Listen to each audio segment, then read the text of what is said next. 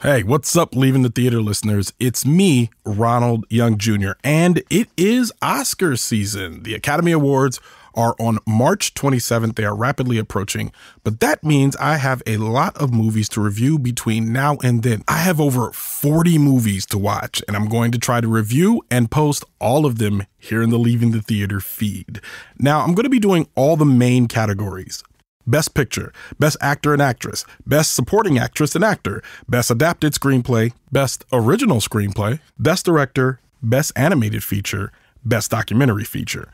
I'm going to try to watch all of the movies that span all of these categories. So if you listen to my reviews, you guys will have a clear idea of everything that is nominated for an award by the time you watch the award ceremonies. I'm going to talk about everything. I'm going to talk about character development. I'm going to talk about things where the pacing is too slow, where the pacing is too fast. I'm going to talk about cuts and acting and writing and direction. All of those good things that we think about a lot when we watch the Oscars. If there's time, I'm also going to watch the best animated shorts, the best live action shorts, and the best documentary shorts.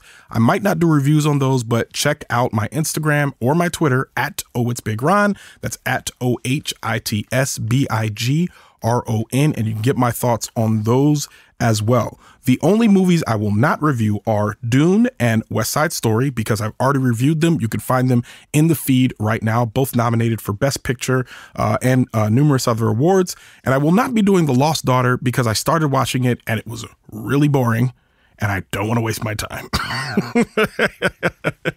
So please forgive me for that one. But everything else, if you see it nominated, try to watch it so you can follow along. Now, I know that you're not necessarily going to listen to every episode here, but what I want y'all to do is be able to come back to the Leaving the Theater feed, pop in on an episode and be like, ooh, what did Ronald think about this one? Or, ooh, what did he think about this one? Oh my God, what's going on? So you guys will have that opportunity to do that in the feed. So I'm very, very excited.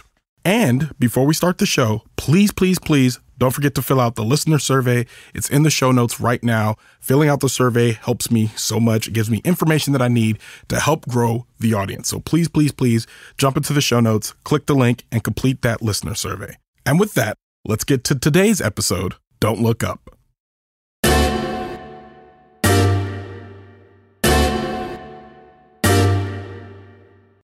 Don't Look Up is the newest Adam McKay movie, which tells the story of two astronomers who are trying to warn the world of an impending disaster as a comet approaches the Earth on a collision course that threatens the complete destruction of human civilization. It was written as an allegory for climate change and shows what happens when politics don't align with science. I'm Ronald Young Jr., and I'm on the couch.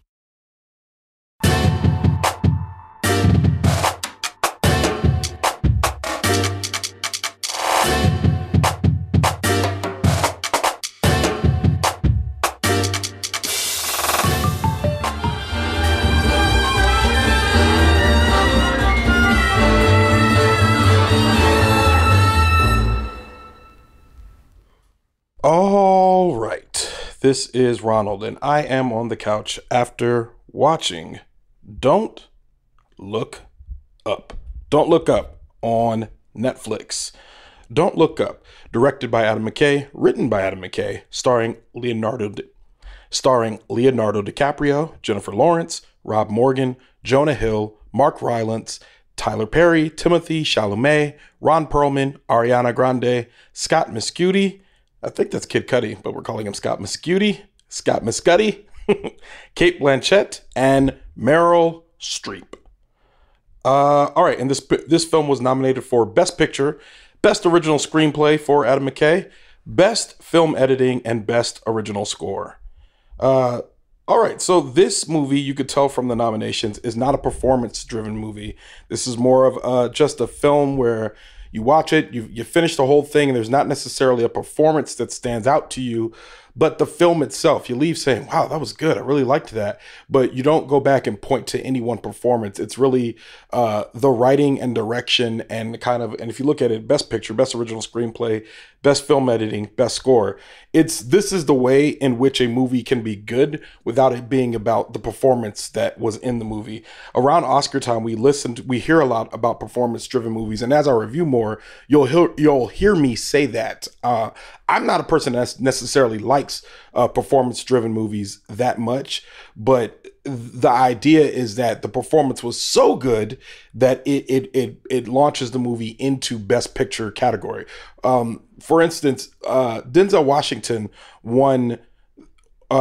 He won Best Actor for Training Day back in 2001. It was the 2002 Oscars, but the movie came out in 2001, and that is a performance-driven movie. The movie itself is just fine. And I know people will be like, what, Training Day is great? I was like, no, Denzel was great in Training Day. The plot is kind of weird in that, in that movie. There's just a lot of stuff, weird stuff going on, weird acting, it's odd. But Denzel is good in the movie. And I think that's what kind of, every now and then you'll see an actor strap a movie to their back and just drag it along. This is not that. This is the acting all being fine. All the acting in this movie was fine. And you had some great actors in it. You have Leonardo Dicaprio, Jennifer Lawrence, Rob Morgan. I don't need to name them all again. Meryl Streep is in this movie. And everyone does a fine job. But nobody's necessarily doing their best work in this film. But the writing and all that, and the performances all together still make it for a good movie. Now, this movie is about two astronomers, played by Jennifer Lawrence and Leonardo DiCaprio, trying to warn everybody on Earth that a comet is coming to wipe out the planet, complete and total devastation. It is an allegory for climate change, and it is obviously another movie that kind of pits science against politics, or science versus, shout out to Gimlet, but science versus whatever the other opponent is, in this case, being politics. And I thought it was not just a scathing rebuke of climate change, but also just a scathing rebuke of anybody that goes against science. In the cases, if we think about us being in a pandemic right now, this movie does a very good job of talking about the differences between people who actually believe science and believe that, hey, maybe we should trust the things that are happening from the people that are way smarter than us that have studied this thing, versus just going with how we feel or how we want it to be, any of that. So going back and looking, so watching this movie, you get a strong sense that it is for science. And you get that more. Adam McKay talks about it in another podcast you might want to check out called The Last Movie Ever Made, I think. It's a Netflix podcast from Pineapple Street. And it tells the story of behind the scenes of making this podcast. And it's important to say that because, not this podcast, this movie, because this movie was made in 2020. It was filmed in 2020 at the height of the pandemic. And they all made this movie like they were shipping off to war. They had no idea what was going to happen next. They just went, they followed all the protocols. They went very hard with the protocols and kept everybody completely isolated. They were spending, holidays and stuff away from their families while filming this, testing every day. And they were one of the first, and either the first or the last movies to still be filming during the pandemic. At one point, they were the only movie filming in Hollywood at the time. So it's very pivotal to this time, if you will. And then when it comes out, it came out late 2021 in December, and I watched it when it came out, and this is I'm now wrapping up my second viewing of it. And I liked it both times. And I think I've gotten into discussions with people saying it was weird or they didn't like it or any of that.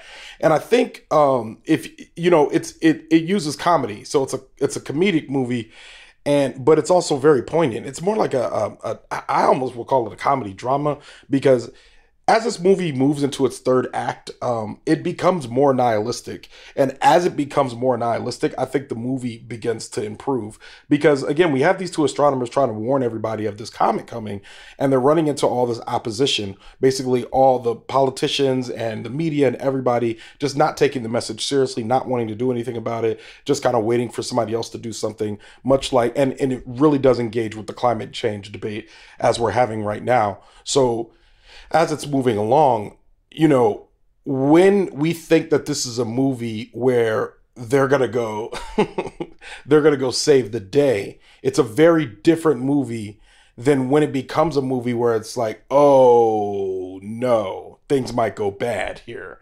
And when it does that, again, it leans further into nihilism. It's just different. And it becomes a kind of movie that I actually enjoy. I'm not a nihilistic person. I'm actually very optimistic, and I think there's a lot of optimism there's streaks of optimism that are lined in the walls of nihilistic thinking. And I think this is a movie that at some point when it just decides that, hey, when it decides that, hey, we're just going to let what happens, all of the characters start kind of behaving differently as a result. So I want to say, like, maybe the last 30 to 40 minutes of this movie, I can't look away. I'm just watching, just like, whoa, wow. They're kind of just accepting their fate. They're taking it as it comes. That's it for them. Like, whatever happens next happens. I don't think like I said, I don't think any performances stood out. I think one of the best things that Leonardo DiCaprio does in this movie is he has this freak out session on television at one point. And I think that was probably some of his best, this type of acting I've ever seen from him. It's weird because I say this type of acting. I mean, we've seen Leonardo DiCaprio in everything. Titanic, The Revenant, Blood Diamond, the one where he's in Boston and he's a cop. You guys know what I'm talking about. The one with Matt Damon. Come on. I know you guys are saying it. Say it louder. I can't hear you. What? The Departed. The Departed. Thank you. Thanks for yelling it at me. Yeah, we've seen him in all of these movies do all kinds of different things. This is the first time we've seen him do anything like this. Catch Me If You Can. We always see him play somebody who's edgy, but we really don't get to see him play regular Joe. Now, they do play with the fact that he is Leonardo DiCaprio.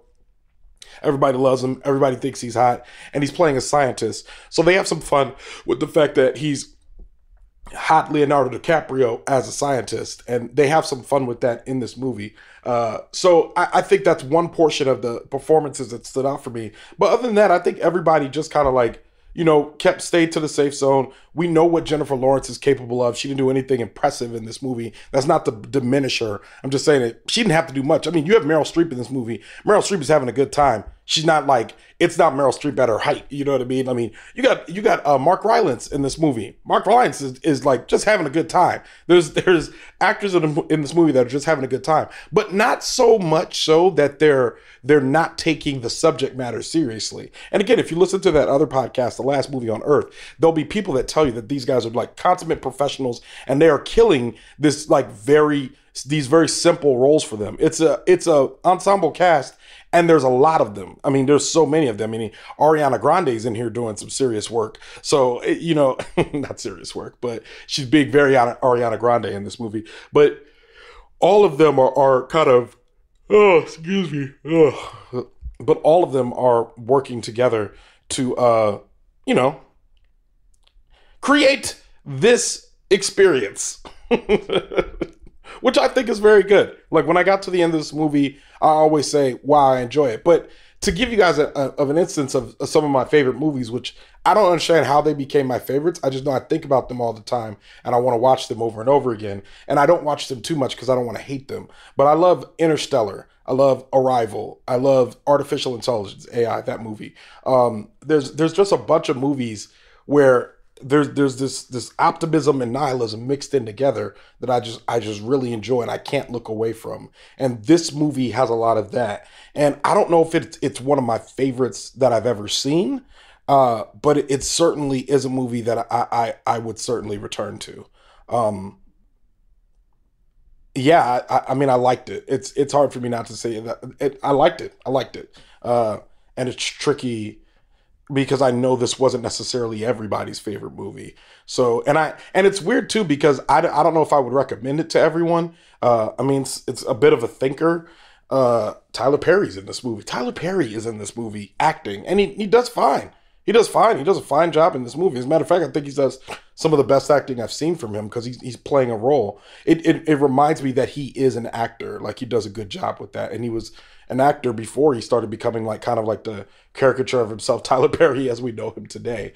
But yeah, I think I really liked it. And I think, again, it's not for everybody. And I think you guys, this is one of those things where I do this show and people ask me, hey, Ronald, what should I watch? What are you watching lately? What should I watch? And when I make recommendations to people, I try to make them based on what I think they'll like, not based on what I like.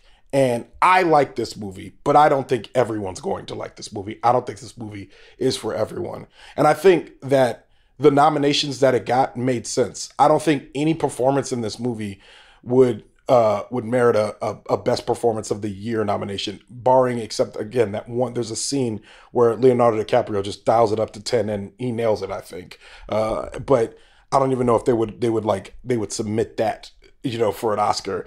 And again, the Oscars are a little weird this year. If you listen to the Encanto review, you understand that the window's a little bit smaller this year. So, I mean, people had to make decisions as to what they were going to promote, what types of things what they were going to push for. And when you put out a movie, you kind of listen to the buzz of the critics and all that stuff when they talk about performances and all that. Once they start talking about that, that's when you really start like kind of campaigning to, the Oscar Academy saying, hey, you should check this out. This person does a great job in it. Check it out. Let's get this person nominated, whatever.